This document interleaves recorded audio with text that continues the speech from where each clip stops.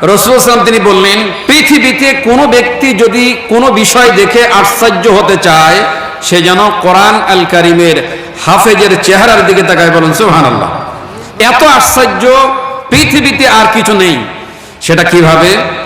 এই পৃথিবীতে বসে নাসা বিজ্ঞানিকরা, পৃথিবীতে শ্রেষ্ঠ বিজ্ঞানিক নাসা বিজ্ঞানিকরা এত পৃথিবীতে ফেমাস কিভাবে হলো? কোরআন আল কারীম আল্লাহ তাআলা এর ভিতরে ৬,২৩৬টি আয়াত আমাদের জন্য দান করলেন। তো এর ভিতরে ৮১৬টা আয়াত আছে সায়েন্সের আয়াত, বিজ্ঞানিকের আয়াত। নাসা বিজ্ঞানিকরা মুসলিমদের কোরআন আল কারীম থেকে জ্ঞান চুরি করে, মুসলিমরা হলো জ্ঞানের ভান্ডার, যে জ্ঞানটি এসছে আল্লাহ তাআলার পক্ষ থেকে। জ্ঞান আসছে কার থেকে? আল্লাহ তাআলার পক্ষ থেকে। এই জ্ঞান চুরি করে নিল ওরা।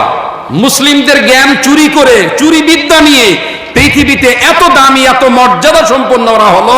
আর আমরা মুসলিম জাতি, যে কোরআন আল কারীমের শ্রেষ্ঠত্ব আমাদের দেওয়ার প্রয়োজন ছিল, আমরা করি কি? জানি না এর মর্যাদা, জানি না তার সম্মান, জানি না পড়তে, জানি না বুঝতে, জানি না আমল করতে। টোটাল আমাদের লাইফটা এমন একটা পরিস্থিতিতে চলে গিয়েছে যে আমরা বছরে অথবা সারা জীবনেও অনেক ব্যক্তি আছে হাতের ফিঙ্গার দিয়ে আল্লাহ তাআলার এই মূল্যবান জিনিস কোনোদিন ধরতে পারলাম না। কথা ঠিক না ভুল? কথা বলেন। তো বলতেছিলাম, ছেলেটি আপনাদের কাছ থেকে বিদায় হয়েছে, আপনারা সবাই দেখেছেন, কিন্তু খুব দামি জিনিসে নিয়ে চলে গেল।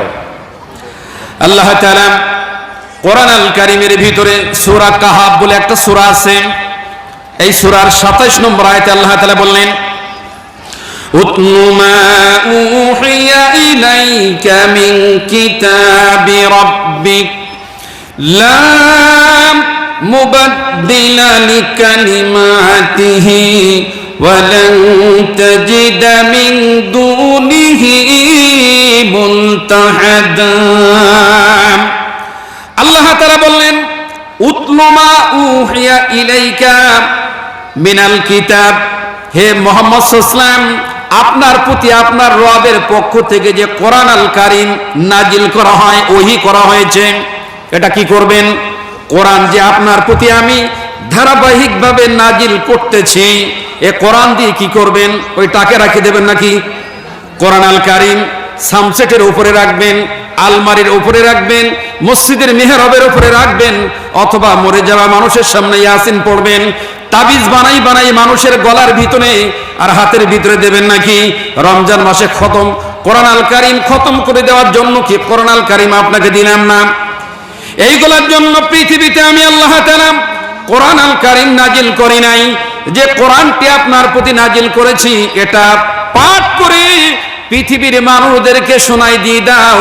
পৃথিবীর মানুষটা অন্ধকারের ভিতরে আল্লাহর বিধানটা, আল্লাহর নিয়মটা, আল্লাহর আইনটা মানুষের কাছে তুমি উপস্থাপন করো।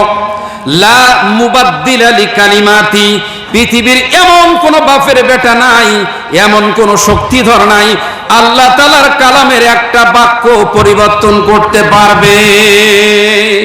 পারবে নাকি কেউ? এমন কোন বাবা আছে নাকি? এমন কোন জ্ঞানী ব্যক্তি আছে নাকি? এমন কোন সাহিত্যিক আছে নাকি? এমন কোন পণ্ডিত ব্যক্তি আছে নাকি কোরআন আল কারীমের দিকে হাত তুলতে পারবে?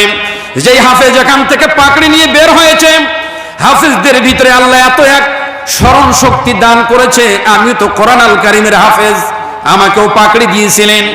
আমার ভাইরা, কোরআন আল কারীমের হাফেজ যারা, তাদের মর্যাদা আপনাকে কি দিয়ে বলি? সভাপতি সাহেব বলতেছিলেন, কিয়ামতের মাঠে দুইটা জিনিস আল্লাহর দরবারে মানুষের জন্য ঝগড়া করবে, লোকটাকে আগুনে দেওয়া যাবে না। পৃথিবীতে যেই সন্তানের জন্য, স্ত্রীর জন্য, পৃথিবীর সমস্ত প্রেম প্রীতির জন্য জীবনটা, হোল লাইফটা নষ্ট করে দিলেন, এরা কেউ চিনবে না আপনাকে। কোন ব্যক্তি যদি কোরআন আল কারীমের আমলিয়াত জীবনে যদি হতে পারেন, এই ব্যক্তির জন্য কিয়ামতের মাঠে আল্লাহ তাআলার দরবারে কোরআন আল কারীম তার জন্য সুপারিশ করবে। বলেন সুবহানাল্লাহ। এ কোরআন আল কারীম এত দামি জিনিস, কিন্তু দুর্ভাগ্য হলো আমাদের যে আমাদের এর সাথে কোনো সম্পর্ক নেই। এই সাউন্ডটা একটু ক্লিয়ার করে দাও তো ভাই, সাউন্ডটা একটু ক্লিয়ার করে দাও। বলতেছিলাম তো আল্লাহর ভাষা কি? লা মুবাদদিলা লিকালিমাতি, যে আল্লাহ তাআলার এই বাক্য কেউ পরিবর্তন করতে পারবে না। কি করতে পারবে না? কেউ পরিবর্তন করতে পারবে না। এখানে অনেক শ্রেণীর মানুষরা বসে আছেন। আমি আপনাদের কাছে চ্যালেঞ্জ ছুড়ে দিলাম, কেউ পারবেন কোরআন আল কারিমের ধারাবাহিকভাবে দ্বিতীয় সূরা সূরাতুল বাকারা, এই একটা সূরার ভিতরে 2.5টা পারা আছে, 2.5 পারা এক সূরায়। কোন ব্যক্তি আগামী বছর এই জালসায় এসে কেউ বলতে পারবে যে আমি 1 বছরের ভিতরে 40 আপ 50 আপ বছর হয়ে গিয়েছে, আমি কোরআন আল কারিম থেকে একটা সূরা মুখস্থ করে আনলাম? কেউ পারবে? এটি চ্যালেঞ্জ দিলাম। কোন বাপের বেটা আব্দুল্লাহ থাকলে উঠে দাঁড়াই বলুক একটা সূরা আমি মুখস্থ করে আনতে পারবো? পারবেন না। টাইম ওভার হয়ে গিয়েছে, আপনি পারলেন না এটি। সুতরাং এই মাদ্রাসার থেকে যখন এটা সুযোগ হয়েছে বা আপনাদের পিছন দিক থেকে পেট্রোনাইট হয়েছে, আপনারা সৌভাগ্যবান ব্যক্তি, বলুন সুবহানাল্লাহ। আল্লাহ কবুল করুন, বলুন আমিন। এবার আসেন কোরআন আল কারিমের ভিতরে আল্লাহর বিধি বিধানটা কি, কোরআন আল কারিম কি দিয়েছে আমাদেরকে। আল্লাহ ফরমালিটি জারি করলেন। আল্লাহ তাআলা বললেন, আল ইয়াউমা আকমালতু লাকুম দীনাকুম ওয়া আতমামতু আলাইকুম নি'মাতি ওয়া রাদিতু লাকুমুল ইসলাম দীনা। খুব কমন আয়াত এটা, ম্যাক্সিমাম অনেক আলেমরা তো জানে, সাধারণ যারা স্টাডি করেন, অ্যানালাইসিস করেন, এই আয়াতটা ম্যাক্সিমাম মানুষ জানেন। কিন্তু মানুষরা কি জানে যে এই আয়াতের ভাবার্থ কোথায় দাঁড়াইছে? এটা কি জানে মানুষরা? আল্লাহ তাআলা বললেন কি, আমি আল ইয়াউমা আকমালতু লাকুম, আমি আজ ইসলামটাকে, ইসলাম যে ইসলামে আমরা আছি, যে দ্বীনের উপরে আমি আছি, এই যে দ্বীন ইসলাম, এই যে দ্বীন ইসলামের উপরে আমরা আছি, আল্লাহ বললেন, আল্লাহ তার নবীকে বললেন, হে মুহাম্মদ সাল্লাল্লাহু আলাইহি ওয়াসাল্লাম, দ্বীন ইসলামটা আমি পরিপূর্ণ করে দিলাম। কি করে দিলাম? এই পরিপূর্ণ করে দিলাম ভাষাটা কার? ভালো করে কথা বুঝবেন। আল্লাহ বললেন, মুহাম্মদ সাল্লাল্লাহু আলাইহি ওয়াসাল্লাম, আপনার মাধ্যমে পৃথিবীতে আমি দ্বীন ইসলামটাকে পরিপূর্ণ করে দিলাম। এ কথা কার? পৃথিবীর মানুষরা আল্লাহকে বৃদ্ধ আঙ্গুল দেখায়, বলল, আল্লাহ আপনার এই পরিপূর্ণ মানি না। তার প্রমাণ কি? আল্লাহ পরিপূর্ণ করলেন দ্বীন ইসলাম, আর আমরা আল্লাহকে ঠেকাই দিলাম যে আল্লাহ আমরা দ্বীন ইসলাম পরিপূর্ণ মানি না। সেটা কিভাবে? আপনি বলেন তো দেখি, যারা মক্কায় গিয়েছেন হজ করতে, যারা ঘুরতে গিয়েছেন, চাকরি করতে গিয়েছেন, কাজ করতে গিয়েছেন, মক্কা নগরীর ভিতরে আর মদিনার ভিতরে কোন জায়গায় খানকা আছে, কোন জায়গায় দরবার আছে, কোন জায়গায় কোনো আলেমরা ঘাপটি মেরে বসে আছে? এই কথাটা কোনো ব্যক্তি যদি বলতে পারে তাহলে তার পুরস্কৃত করা হবে। সৌদি আরবের ভিতরে কোনো জায়গায় খানকা আছে নাকি? আছে নাকি? আমার ভাইরা, ধর্মের নামে এই পৃথিবীতে আলেম নামের জালেমরা পৃথিবীতে খানকা তৈরি করেছে। আল্লাহ তাআলা বললেন সূরা বাকারা 120 নম্বর আয়াতে আল্লাহ তাআলা বললেন, ওমান আযলামু মিম্মান কাতামা শাহাদাতান ইনদাহু মিনাল্লাহ। আল্লাহর ভাষাটা দেখেন। আল্লাহ বললেন, আকাশের নিচে জমিনের উপরে আল্লাহর দৃষ্টিতে ওই ব্যক্তি সবচেয়ে জালেম, নিকৃষ্ট আল্লাহর কাছে কোন ব্যক্তি? যেই ব্যক্তি আল্লাহর পক্ষ থেকে যে সাক্ষ্য এসেছে, মানে আল্লাহর যে বিধান, এই বিধানটা পৃথিবীর মানুষের কাছে আসার পরে কোন ব্যক্তি যদি এই সাক্ষ্য গোপন করে, আল্লাহ বললেন আমার কাছে ওর চাইতে বড় জালেম পৃথিবীতে আর কেউ নাই। একথা কার? আল্লাহ বললেন মুহাম্মদ সাল্লাল্লাহু আলাইহি ওয়াসাল্লামকে, আমি আজকে ইসলামকে পরিপূর্ণ করে দিলাম। কি করে দিলাম? পরিপূর্ণ করে দিলাম। এই দিবালোকের দৃষ্টি দিয়ে দেখেন, বাংলাদেশ বলেন, ভারত বলেন, পাকিস্তান বলেন, ইরাকের কুফা নগরীতে আপনি বলেন না কেন, লক্ষ্য করে দেখেন হাজারো আলেম আছে। বাংলাদেশের এখান থেকে 2011 সালের সমীক্ষা অনুযায়ী বাংলাদেশের ভিতরে জ্যান্ত 48,000 পীর আছে। 48,000 পীরের 48 রকম তরিকা আছে। এক পীরের সাথে আরেক পীরের তরিকা সাংঘর্ষিক। সেই পীরের ভিতরে এমনও পীর আছে যে পীরের কোনো পোশাকই নেই, ল্যাংটা পীর। পীরের দরবারে পীর বসে আছে। আরে পীর কাদেরকে বলা হয়? পীর শব্দটা সম্ভবত ফার্সি ভাষা। এখন পীর মানে বৃদ্ধ। কিসের বৃদ্ধ? জ্ঞানের বৃদ্ধ। এত জ্ঞান অর্জন করেছে, জ্ঞান নিতে নিতে ল্যাংটা হয়ে গেছে, ও এখন ল্যাংটা বাবা। আল্লাহ বলেন মুহাম্মদ সাল্লাল্লাহু আলাইহি ওয়াসাল্লাম, আপনাকে দিয়ে দিন পরিপূর্ণ করে দিলাম। তো মুহাম্মদ সাল্লাল্লাহু আলাইহি ওয়াসাল্লামের প্রতি যখন দিন আল্লাহ পরিপূর্ণ করলেন, তখন বুঝি মুহাম্মদ সাল্লাল্লাহু আলাইহি ওয়াসাল্লাম কাপড় ছাড়াছিলেন? কাপড় ছাড়াছিলেন নাকি? তো যারা পীরের কাছে যাচ্ছেন, মুরিদ হচ্ছেন, তো পীরের কাছে মুরিদ হলে আর পীরের কাছে গেলে লাভ আর লস দুটো আছে।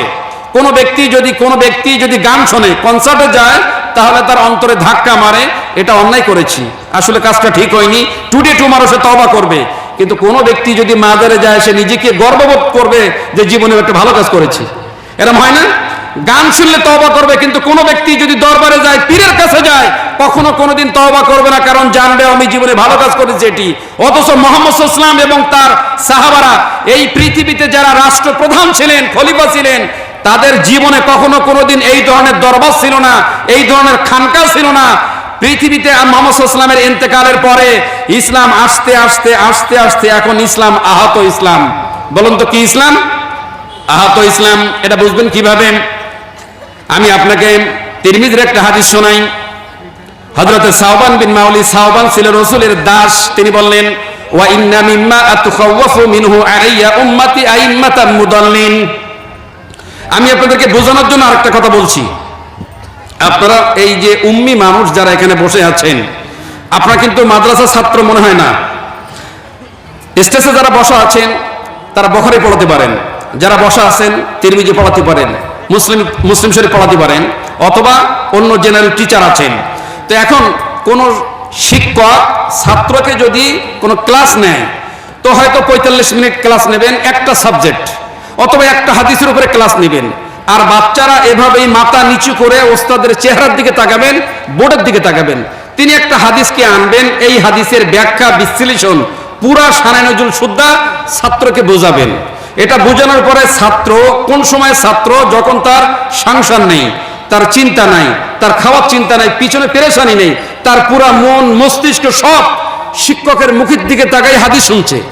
ওই হাদিসের উপরে 1 মাস দাস দেওয়ার পরে শিক্ষক যখন ওই একই সাবজেক্টের উপরে তাকে পরীক্ষা নিচ্ছে, দেখা গিয়েছে ওই ছাত্র যে প্রত্যেক দিন ক্লাসে যে শিক্ষকের কাছ থেকে হাদিসের দাস নেওয়ার পরেও 1 মাস পরে ওই শিক্ষকের কাছে ওই ক্লাসে পরীক্ষায় ফেল হয়েছে।